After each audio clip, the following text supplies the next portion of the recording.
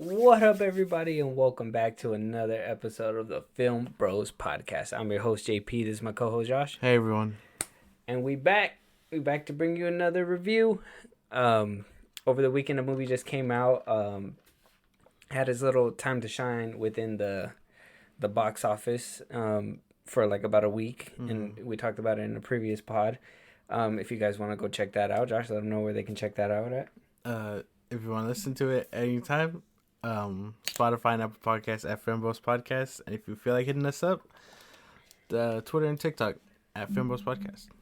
Yes, sir. And today, the movie what we're going to be reviewing is going to be the new Knives Out mystery, Glass Onion. Ladies and gentlemen, there's been a murder, and the killer is in plain sight. For at least one person, this is not a game. Yeah.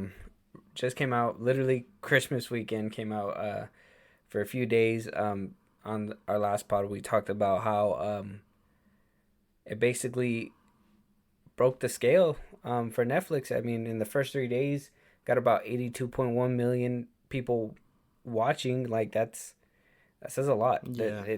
It had a lot of eyes. I know a lot of the junkets in the beginning were kind of pushing you to watch it on Netflix. It sucks that they didn't push it a little bit more for the box office, but I mean, it is what it is.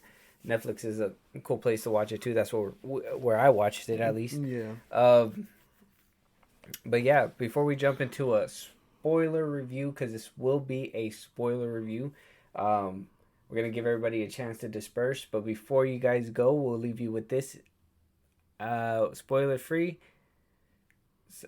It's a decent watch. Yeah, go watch it. I mean, if you guys like whodunit movies, go watch it. It's worth a watch before you listen to our spoiler-filled review, and you get the movie all spoiled for you. Go ahead and leave. Save this video. Come back to it later. Watch it. Listen to us. Have a conversation, and let us know. Let us know if we right or wrong. Right. With that, we're gonna jump right in. While drinking. Don't drink while I got you. With that, we're gonna jump right in. Remember, guys, spoilers from here on out. So if you guys haven't seen the movie yet, go watch the movie, and then come back. Of course. Yeah. With that, let's jump right in. Spoilers. Last chance. All right, coming to us from director Rian Johnson. Yes. The man himself that everybody claims to have ruined Star Wars, but he did it. Coming back with his follow-up to his hit Knives Out. Great movie. It was a good first parter. Had a Rotten Tomato score of 94% with an audience score of 93%. We had Daniel Craig, Edward Norton within. Edward Norton was in there. We Mike had Catherine Kahn, Dave Bautista, Kate Hudson, and Janelle Monáe. Blanc is back, right? He's back. He's in Greece. He got invited to this wacky, weird crew, the Disruptors, they call themselves within the movie. Gets what we thought roped into this whole mess, but in actuality, throughout the movie, you find out it was a setup, of course. A lot of twists and turns that I didn't see there. Just to kick it off, I mean, what'd you think of the movie? I mean, I know you recently seen it after me, so you probably got a little fresher thoughts. So let me know. I liked it for the most part. I mean, there was nothing really too wrong with it. I mean, every actor does their thing. I think the tension and drama that it brings out was really good. The twist was really good too. I really liked it. I don't have any real complaints with this one. I like the first one and this one. This one probably a little bit more than the first one. But I just thought it was good. Really good. Like I hope this series can continue because it does really good. Yeah, it's a good installment. I liked it. I know since the very beginning you already knew what you were kind of getting yourself into. Like I said, if you guys seen the first Knives Out, it's a whodunit, so you're never gonna know what's gonna happen until it happens. You could try to point it out and be like, but it's always they're making you look at something else, and that's what I like. The whole movie, they have you thinking it's something else the whole time, and it just has you on your toes. The very first thing throughout this movie that kind of popped out to me was like the boxes, Oh yeah. in the beginning, because that one kind of it kind of gave you an eye of how like well the sets were gonna be, because it was very elaborate, the puzzle in order to get to where they needed to be, and then sure enough, yeah, it got really good. I mean, there was a couple things wrong with the movie. We'll get on to that a little bit later, but as of right now, like the whole glass onion thing was great. The cinematography was actually pretty good. Those shots at Greece were actually not that bad, and really I was like, damn, okay. It was kind of weird seeing in the movie. I think it took me like a minute and kind of took me out of it, but it was kind of weird seeing the whole mask thing and COVID being addressed within the movie. I think this is the first movie that I've seen where they actually addressed it, like, oh, people are sick, you gotta wear masks, and here's a shot. Where was that during our pandemic? Like, why was he holding out on us? You know what I mean? But I thought that was kind of weird for me. I mean, it took me out of the experience a little bit, because a lot of the times when real world stuff are like put in front of your face like that, you're kind of just like, oh shit, COVID happened. Seeing that, did that anything like that kind of pop out to you? I mean, not really. I thought it was weird for a bit, but then I was like, oh, okay, good. They're not gonna talk with their masks on the whole time. Like it would have been really hard to take any of it seriously. And I thought it was kind of funny that, like, well, he's rich, so of course he owns the cure or whatever. Yeah. So I mean, not too much of a big deal about it. It was odd at first, but I mean, I get it. Yeah. That one, it wasn't like a big thing. I would just say that was just something that I was like, huh, like like even in I think another show that kind of addressed it like really good was Brooklyn Nine-Nine. They they actually had masks and they addressed it. They talked about it and everything, and I thought that was kind of weird too. So actually seeing it in a big feature film, it was kind of like, oh yeah, COVID did happen. It was kind of a reminder for me. But honestly, I did think the cast was better. If not, I'm still kind of torn on which one is superior. But the cast was really good on this one.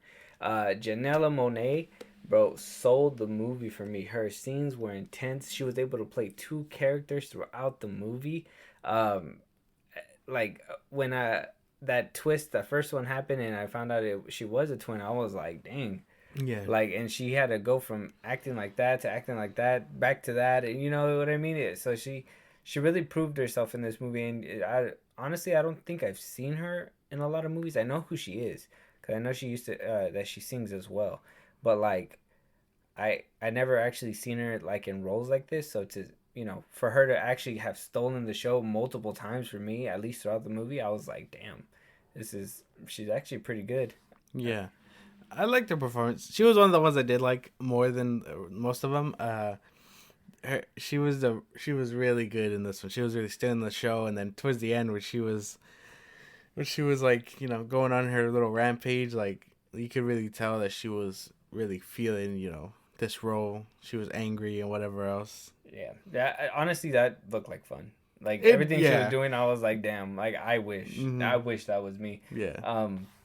But she was really great. Dave Bautista did an immaculate job too, playing a fucking prick. You know what I mean? I was just like it makes sense. Like he looks like the guy, right? Like the YouTube influencer dude that wants to just get all the attention. I don't know. Like, to me, this movie was honestly pretty superb. Daniel Craig coming back for another go about, and seeing that goofy side of him in this one was honestly it was really good, because I don't think in the first part he was as goofy as Blanc. Like, yeah, he had his little moments, but I don't think he was like you know what I mean, as goofy as this one. And this one, I could watch him acting like that. Like, come on, is James Bond acting all fucking weird a little bit? In the first one, he was very professional. Trying to solve a case. In this one, it leans more to that goofy side because I mean, he's technically not on the job. Yeah.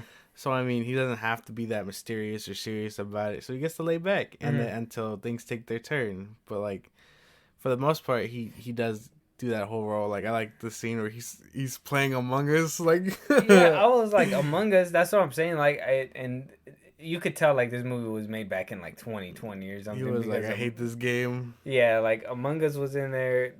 There was COVID stuff happening. Like, you could tell this movie was made around that time, and it was just. That part for me was kind of intriguing because I was just like, okay, yeah, like they really were just leaning into it, like this is an actual thing. But seeing him play that game was funny to me. Like him being on the beach, not knowing what to do, him asking like, well, where do I go and stuff like that. Like he was trying to play it off so well, but play it, downplay it, play it dumb, do whatever he has to do, and it was working. I really liked him in that role, to see him acting like that. Like that he knows it and he has it all together, but he's just playing with you. Yeah, he's trying to act a certain way, play dumb and nice with everyone, but really he knows what's up, and we come to find that out. But I mean, yeah, he does a really good job in this one. Just like the first one. I don't know. I think I do like this one more, though, just because he is kind of playful and stuff. Well, I mean, this one had a big job to do, right? Like, this one had to be, more suspenseful, have a bigger twist, make it more twistier. Like, once you make a good movie at this statue, like, you have to bring the heat and bring something that comes back. And to see that coming from no other place than Netflix, that's a big W, in my opinion. That has to be a big W. There's no way there, like, just to see that happen. And Rian Johnson honestly did a great job with this movie. But honestly, I don't think that there's a lot of complaints with it. That's what I'm saying. I don't really like. I have a couple, and one of them, and I'll just be real with it. I honestly believe the Netflix production let this movie down a little bit. There was a couple scenes in that movie that I seen, and I was like, "What the fuck? Like, why would you?" Like, there was one where I believe Edward Norton was walking away at one point, and like the girl was in front, and like it looked like it was green screened on. Like it just looked. It kind of took me out there, and then there was a couple of scenes like you can tell that it looked like they did it in a room to kind of fill in those gaps because of a reshoot or something. And I kind of, I honestly believe like they could have done a better job in post if they had a little bit of money to shell out or something, or maybe if Netflix wasn't so busy pumping out all these shows. But it didn't feel like as cared for when it came to certain scenes. I don't know if you noticed some of those, but no, me and Julie for sure like noticed that. Maybe when I go back to rewatch it, but I didn't notice anything like that. No, I seen it and I was like, hey, like I was like, what the hell? Then I remembered, I was like, oh yeah, it was a Netflix movie. Like Netflix wound up promoting it. It wasn't like a big company was doing it at the time. So yeah. I was like, yeah, it probably got affected by that, little things here and there. And if they had to do a reshoot, they probably were not gonna shell out a bunch of money for a low budget movie, you know what I mean? Because it's technically supposed to be a lower budget type of film. And but other than that, this movie's pretty good because it's been brewing up a little bit of drama, especially in the I don't want to get political, but like the conservative community and stuff like that. I know Ben Shapiro tweeted about the movie, and he had his take on it. And basically, like I said, this one, it could be subjective because, whether you like this kind of movie storytelling or you don't, do you like real world stuff? And this is why I was kind of bringing up the COVID thing a little bit, because this is where, it kind of makes or breaks the movie, because it'll take you out of it completely or you won't. So, how they had like influencers and, businessmen, all that front and center. They had, political people, geniuses, scientists, stuff like that. And, one wealthy man controlling it all.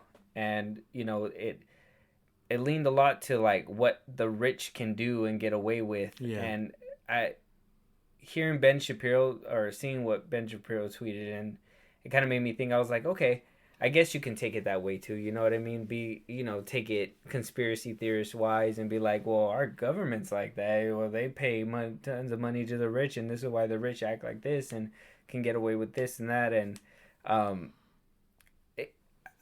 to me, I didn't see it that way. I was more like, I like this. This is something that, should be addressed. We already know the rich do that. We already know, it's not we knew it, or Hollywood's trying to make it woke or whatever the fuck. It was just more, to me, it was more how they were doing the COVID stuff. It was just him doing a reflection of reality in this one. Yeah. And it's a big jump from where he came from the first one, where it was about a family inheriting money, like a family trying to fight for that money for themselves. Yeah. So to have him get a big dip into that and actually have people picking sides, whether it's woke, not woke, if this is right or that's right, should we talk about influencing the rich? I kind of found that interesting, and I was just like, chill out, it's just a movie. But this is one of the movies that for reals hit where art is imitating life, right? Yeah. Can you kind of understand what I'm getting at? I get you. But I mean, his whole thing just talking about like how he didn't like it or whatever because it was faking you out. But that's what mystery movies do. So I mean, I don't know. Sounds like from the tweet, it was the woke agenda that he was talking about, and then a couple of the mystery stuff. He said in the beginning it didn't really make any sense because of the fact that it took forever to get to the actual mystery and the actual death. Though he has a little bit of a point, because in the beginning I was kind of like, oh, we're just going through all this and we haven't even hit that death at all. But towards the end, it kind of made it worth it because there was a couple of strings that were attached to that. It wasn't all complete garbage in the first half. They set up a couple pieces that were the temp pole to the movie that, it went all the way down. And I think he probably missed out on that. I'm not sure. Maybe I got to do a rewatch, and maybe I'm mistaken. But from what I know, every piece had something to do, whether it was a little bit, which, like I said, in the first half, it did not have a lot to offer for the rest of the movie, except for those two large temples. But they're not going to give you big details in the beginning of the movie. Yeah. So it makes sense. It's just, maybe he's just not patient. I'm not sure. But I mean, I don't know. I don't see what he sees. Do you? What do you think? Of course not. I don't see what he sees. This was a really good movie, man, and like hardly any complaints. I mean, I didn't notice any CGI or nothing, and like I like the beginning half. The beginning half is playful. You know what I mean? It gives you a reason to watch, because the first one, we were out the gate, you were like mystery, mm-hmm. And like and this one, it's like, well, it's surrounded in the year where COVID was happening. Blanc is jobless. He doesn't know what to do. He's playing video games. And I liked the beginning because it also sets up how dumb they made it. What's his name out to be? Edward Norton's character. Mm-hmm. Like when he's like, oh, it was full of kids games and stuff, and then Edward Norton was like, what are you talking about? I paid someone really good money to make these complicated things. He was like, and then he was just like, no, these were like elementary, Yeah. It really sets up the ending where he's like, no, you're dumb. You know what I mean? You're trying to act smart, but you pay people to pretend to be smart. Mm-hmm. I think it really sets it up. I don't really see Ben Shapiro's viewpoint. I don't see his take either, but I see his take, but I don't agree with his take because, there's always two sides of the aisle, and I like to be able to put myself in his shoes, and I kind of see where maybe the most part where he's coming from. I don't see it that I don't agree with what it is. I see it, but I don't agree. But they did do a good job, and they set up, he was making smart moves, but in reality he was dumb, and they were just lucky smart moves.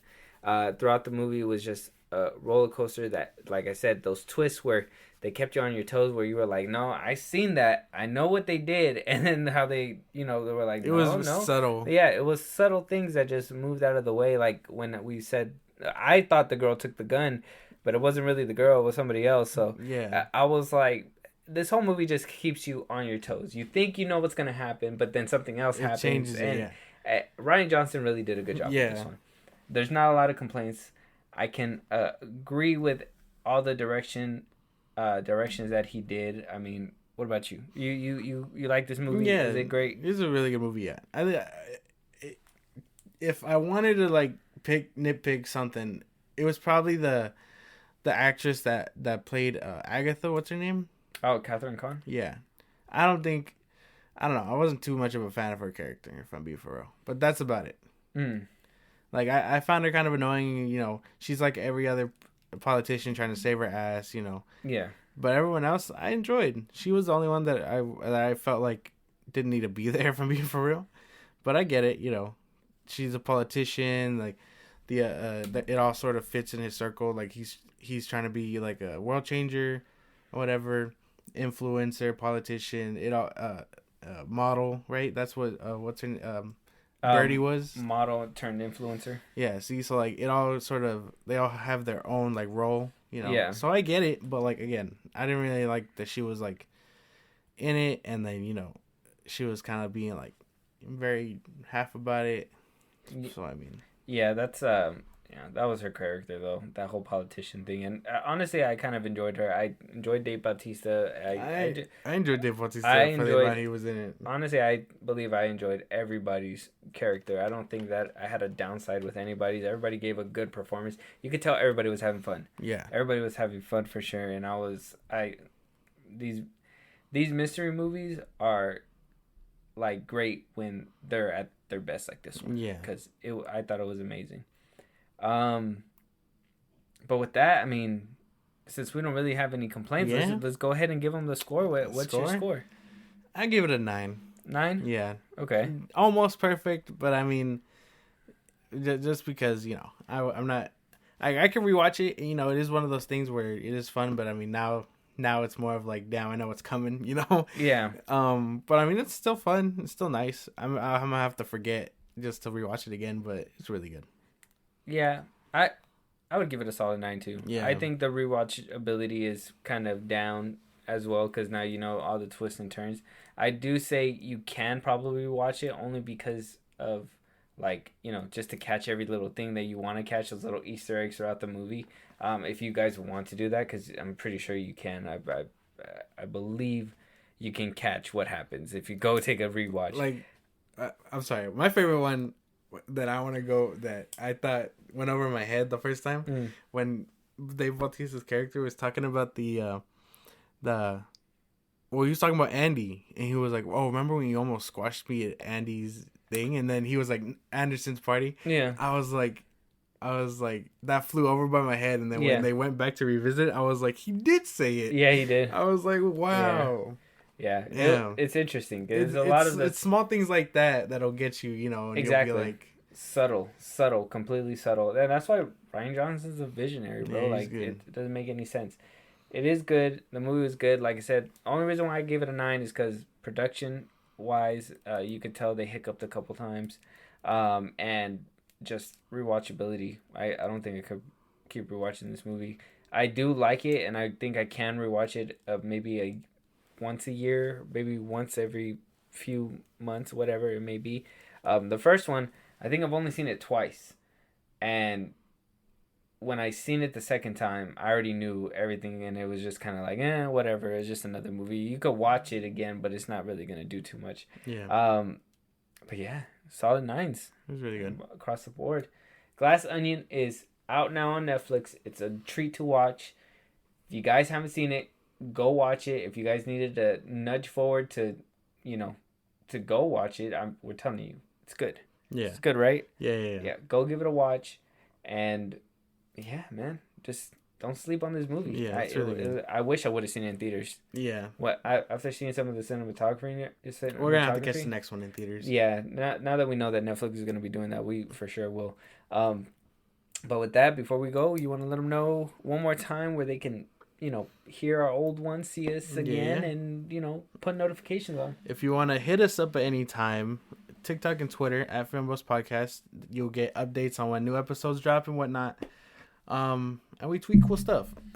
If you want to listen to our other episodes while you're doing whatever you're doing, Spotify and Apple Podcasts at FilmBros Podcast. And if you have time to watch us on YouTube, at FilmBros Podcast. Yeah. And always, always let us know. Hit us up on Twitter. Comment down below what movies you want us to review, what movie, TV shows you want us to check out, movies, whatever. Anything that you want us to discuss on this pod and hear our take on, we're happy to give it to y'all. Yeah. But with that, this is the end of the review. Go watch Glass Onion. It's out now, and we'll see you guys on the next one. Talk to you guys later.